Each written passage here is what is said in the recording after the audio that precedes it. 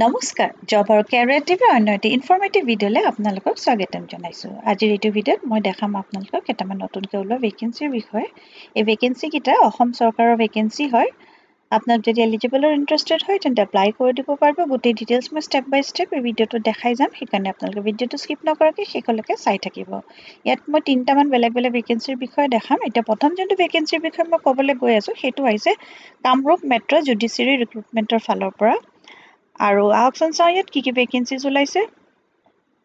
এতিয়া ইয়াতে প্ৰথম যোনটো পোষ্ট হয় পিয়নৰ 12টা ওলাইছে, OBCৰ কাৰণে 6টা, SCৰ কাৰণে 3টা, STPৰ কাৰণে 1টা, STHৰ কাৰণে 1টা, আনৰিজাৰ্ভত আছে 1টা। তাৰপিছত এডুকেশ্যনেল কোৱালিফিকেশ্যন ইয়াতে কৈছে মিনিমাম এডুকেশ্যনেল কোৱালিফিকেশ্যন ক্লাছ 8 পাছ হ'ব লাগিব। And those who have passed HSS, LC or above shall not be eligible to apply for the said post. 8টাৰ মানে 8 পাছ, 9 পাছ, 10 পাছ আৰু 11 পাছ যদি কৰি থৈছে আপোনালোকে তেন্তে পোষ্টকেইটাৰ কাৰণে এপ্লাই কৰিব পাৰিব। কিন্তু 12 পাছ বা অনৱাৰ্ডছ হ'লে 12 পাছতকৈ যিসকলে এডুকেশ্যন হায়াৰ হয় তেখেতলোকে কিন্তু এই পোষ্টকেইটাৰ কাৰণে এলিজিবল নহ'ব।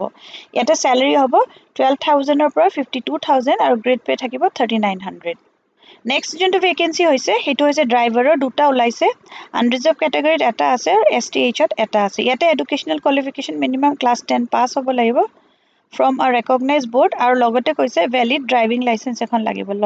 Light motor vehicle driving licence এখন যদি থাকে আপোনালোকে এপ্লাই কৰিব পাৰিব। ইয়াতে চেলাৰী 14,000 বা 70,000 আৰু গ্ৰেড পে থাকিব 5,200। তাৰপিছত নেক্সট যোনটো ভেকেঞ্চি হয় সেইটো হৈছে প্ৰচেছ চাৰ্ভাৰৰ।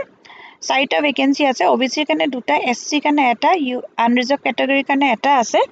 আৰু ইয়াতে এডুকেশ্যনেল কোৱালিফিকেশ্যন গ্ৰেজুৱেট হ'ব লাগিব ইন এনি ডিচিপ্লিন আৰু must have knowledge in official language of Assam, তাৰমানে অসমীয়াটো আপোনালোকে জানিব লাগিব। আৰু ইয়াতে যোনটো পে স্কেল আছে 14,000ৰ পৰা 70,000 আৰু grade pay 5,200।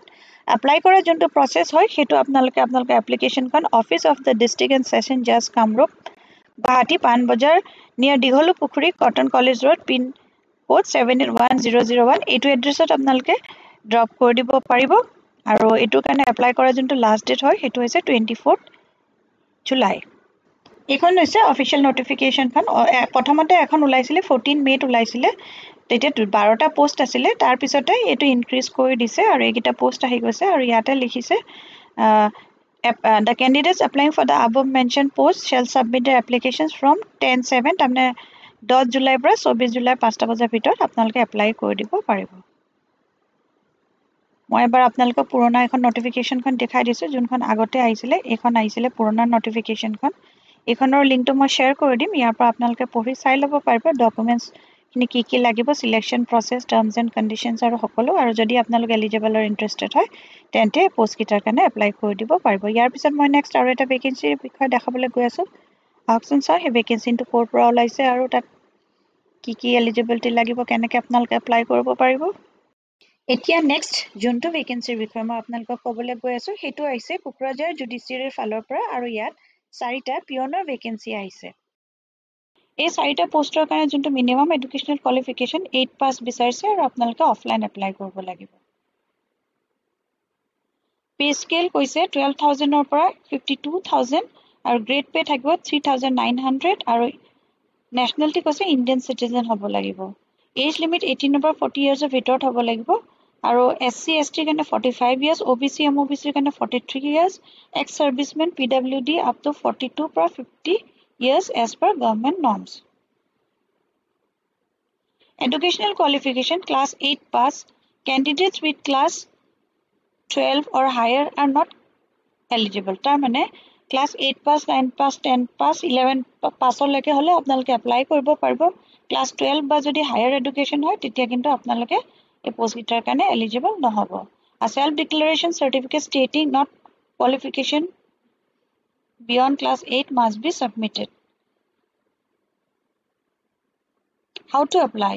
Submit a sealed envelope with the application form, self-attested copies of documents, educational certificate, caste proof, employment exchanges card, and 3 recent passport size photos.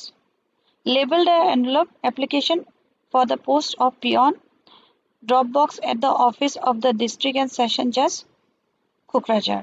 তাৰমানে এইটোৰ কাৰণে আপোনালোকে যোনখন এপ্লিকেশ্যনখন আপোনালোকে ড্ৰপ বক্সত দিব লাগিব office of the district and session জাজ কোকৰাঝাৰত আৰু এনভেলপটোৰ ওপৰত লিখি দিব application for the post of peon যদি বাই পোষ্ট পঠিয়ায় তেতিয়াহ'লে দ্য ডিস্ট্ৰিক্ট এণ্ড সেশন জাজ Kokrajhar Port Para, Ward number 10, PO and PS, District Kokrajhar, Assam, PIN 783370. Selection process. Yet interview hobo, viva hobo. The eligible candidates list and interview details will be published on the official website. No separate call letter will be issued. Yate apnalko interview hobo, viva hobo. Website khanote ahi jabo, kak select korse. Hekane apnaloke visit koribole apnaloke sabo.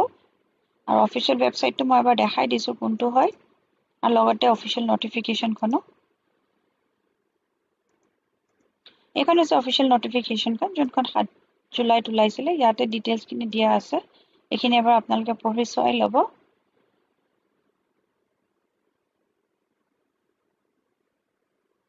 আৰু আপোনালোকৰ যদি eligibility মিলে তেতিয়াহ'লে apply কৰি দিব পাৰিব এইটো হৈছে অফিচিয়েল ওয়েবসাইটটো এইটো ইয়াতে দিয়া আছে এইটোত আপোনালোকে চাব আৰু লগতে আপোনালোকে আপোনালোকৰ নিজৰ ইমেইল এড্ৰেছ আৰু ফোন নম্বৰটো এপ্লিকেশনখনত ভালকে মেনশন কৰি দিব যাতে কিবা যদি ইনফৰমেশন তেখেতলোকে আপোনালোকক দিবলে হয় তেন্তে তাতে তেওঁলোকে মেইল কৰি দিব বা WhatsApp কৰি দিব পাৰিব এই পোষ্টগিটাৰ কাৰণে এপ্লাই কৰা যোনটো লাষ্ট ডেট হ'ব সেইটো হৈছে 7 আগষ্ট 5টা বজাৰ ভিতৰত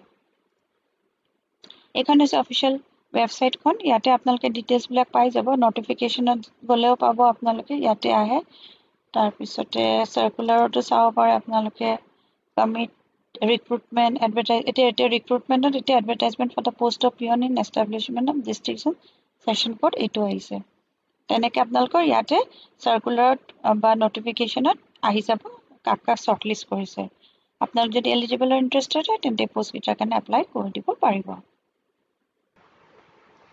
ইয়াৰ পিছত নেক্সট এতিয়া যত ভেকেন্সিৰ বিষয়ে মই দেখাম হেতু আহিছে উদালগুৰিৰ ফালৰ পৰা ইয়াতে district disability rehabilitation centre DDRC Udalguri 10টা প্যাৰামেডিকেল এণ্ড এডমিনিষ্ট্ৰেটিভ পাৰ্সনেলৰ টেম্পৰাৰী বেচিছত ভেকেন্সিজ ওলাইছে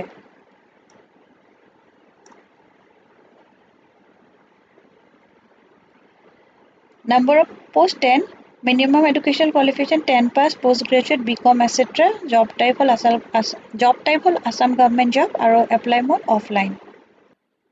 Clinical rehabilitation psychologist yar karone eta vacancy ulaise MPhil in clinical psychology or professional diploma in clinical psychology ba rehabilitation psychology. Salary 24,600 thakibo plus 1,020 rupees per visit extra pabo. Senior physiotherapist at a vacancy ulaise yate bisaise bachelor's in physiotherapy.